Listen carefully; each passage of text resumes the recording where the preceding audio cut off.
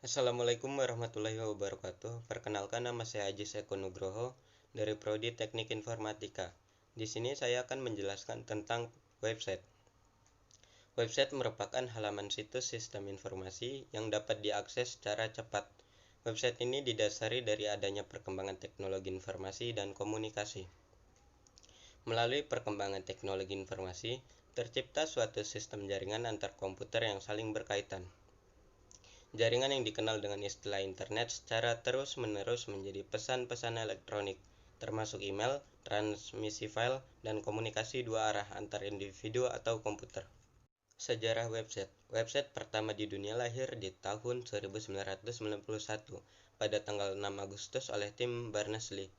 Ia adalah seorang ahli komputer dari Inggris yang bekerja di laboratorium fisika Swiss. Pada awalnya, website itu dibuat untuk memudahkan para peneliti untuk saling bertukar informasi. Namun, siapa yang menyangka bahwa kejadian sederhana ini akan menjadi sebuah lompatan besar pada sistem komunikasi seluruh umat manusia. Tonggak berdirinya sejarah website secara terbuka adalah pembuatan website bernama Mosaic oleh NCSA di tahun 1993. Setelah itu, CERN sebagai laboratorium tempat Tim Berners-Lee bekerja, membantu membuat perangkat lunak itu secara cuma-cuma. Seiring berjalannya waktu, website semakin berkembang karena sifatnya yang open source. Di akhir tahun 1993, terdapat lebih dari 500 situs website. Sebagai perbandingan, di akhir tahun 2018, jumlah website yang tercatat ialah 1,94 miliar di seluruh dunia dengan jumlah pengguna internet sebanyak 41 miliar jiwa. Jenis-jenis website. 1. Static website. Static website pada umumnya merupakan informasi yang disimpan di dalam server dengan format tertentu dan nantinya akan tampil secara identik untuk semua pengguna. Website jenis ini umumnya dikembangkan dengan menggunakan bahasa pemrograman HTML ataupun Cascading Style Sheets atau sering kita sebut juga dengan CSS. Pada umumnya, static website ini akan menampilkan bentuk yang sama ketika Anda mengunjunginya.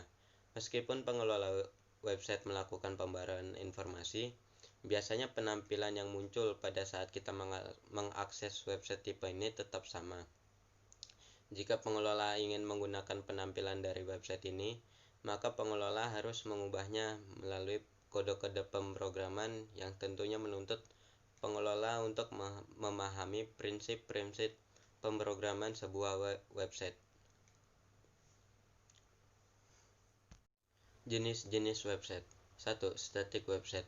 Static website pada umumnya merupakan informasi yang disimpan di dalam server dengan format tertentu dan nantinya akan tampil secara identik untuk semua pengguna. Website jenis ini umumnya dikembangkan dengan menggunakan bahasa pemrograman HTML ataupun Cascading Style Sheets atau sering kita sebut juga dengan CSS.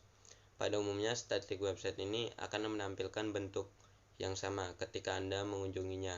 Meskipun pengelola website melakukan pembaruan informasi, biasanya penampilan yang muncul pada saat kita mengakses website tipe ini tetap sama.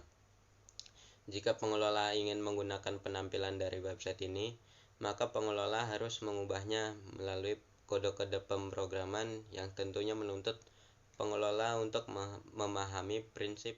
2. Dynamic website. Berbeda dengan static website, dynamic website mempunyai kemampuan untuk menyesuaikan dirinya sesuai dengan keadaan saat pengguna mengakses website tersebut dengan memanfaatkan database. Jika pada static website kebanyakan diatur menggunakan bahasa pemrograman HTML dan CSS, maka pada dynamic website ini menampilkan juga diatur menggunakan bahasa pemrograman seperti JavaScript, Python, dan lain sebagainya. Dengan begitu, pengembangan website bisa membuat halaman dengan konsep visual dan kemampuan interaksi tinggi dengan penggunanya. Beberapa fitur yang biasanya terdapat pada dynamic website adalah cookies, fasilitas live chatting, kolom komentar, form registrasi, dan lain sebagainya. 3. Situs web interaktif. Situs web interaktif pada dasarnya hampir sama dengan situs web dinamis. Bedanya jika situs web dinamis, isinya diupdate ataupun diperbarui oleh pengelola. Situs web interaktif biasanya diperbarui oleh pengguna situs web tersebut. Beberapa contoh situs web interaktif yaitu situs ataupun media jejaring sosial, situs portal blogging, dan situs-situs lainnya. Website yang dapat diakses memiliki 3 komponen, yakni sebagai berikut. 1. Nama domain.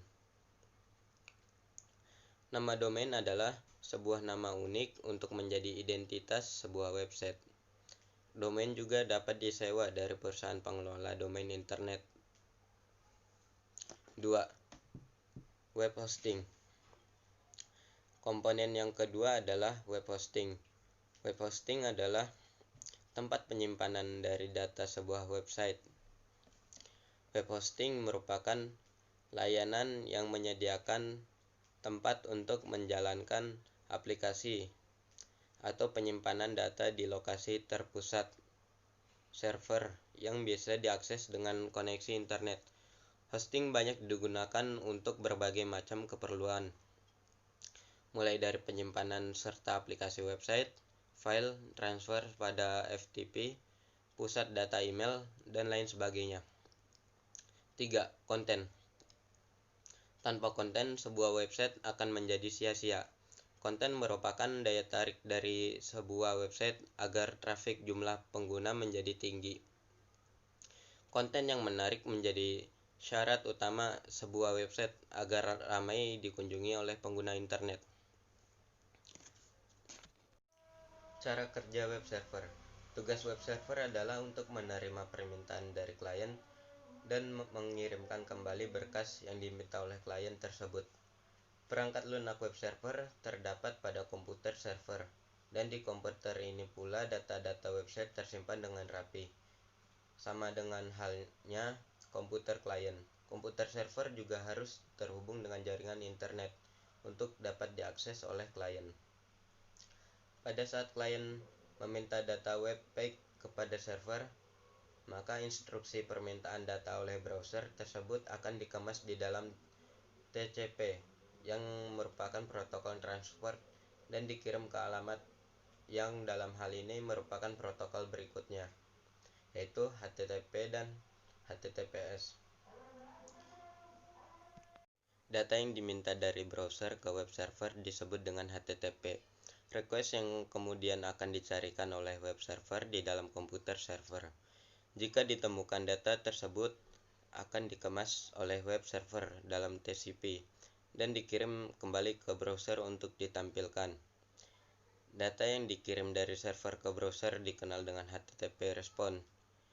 Jika data yang diminta oleh browser tersebut ternyata tidak ditemukan oleh web, maka web server akan menolak permintaan tersebut dan browser akan menampilkan notifikasi page not found. Manfaat dari website yaitu 1. Memperluas jangkauan promosi bisnis. Dengan memiliki website, maka produk atau jasa Anda lebih bisa dikenal oleh masyarakat, khususnya pengguna internet. 2. Bisa menjadi media tanpa batas, sebab internet adalah media informasi yang tanpa batas. Dengan memiliki website, kita berarti sama saja memiliki banyak karyawan yang mempromosikan produk kita selama 24 jam.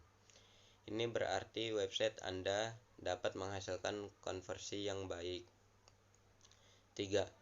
Website juga bisa digunakan sebagai tempat untuk mendapatkan komunitas yang sesuai dengan minat Anda. Melalui website, Anda bisa bergabung, misalnya di dalam pencinta komunitas alam, fotografi, programmer, maupun situs bekerja secara freelance. Kesimpulan. 1. Website merupakan halaman situs sistem informasi yang dapat diakses secara cepat. 2. Website muncul pada tanggal 6 Agustus 1991 oleh Tim Berners-Lee. 3. Pembuatan website pertama kali bernama Mosaic oleh tim NCSA pada tahun 1993. 4. Fungsi website pada awal kemunculannya adalah sebagai media untuk peneliti saling bertukar informasi.